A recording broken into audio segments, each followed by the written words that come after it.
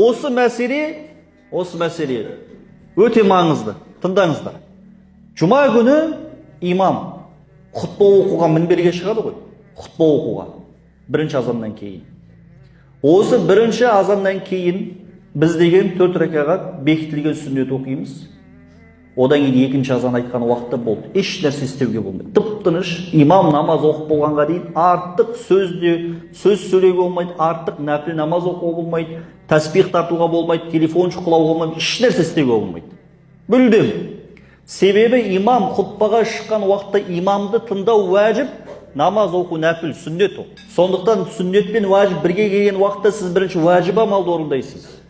Көп бауырлар қателік жасайды. Кейде көріп жатасыз, имам құтпаға шығады, бірақ әңгімелесіп отырады. Имам құтпаға шығып құтпа оқып жатса, телефон шұқылап отырады. Сіз білмеген жерден күнә алып жатсыз. Білмеген жерден күнә алып жатсыз. Бірақ білмейсіз оны күнә алып жатқаныңызды. Бірақ білмеу үзір емес.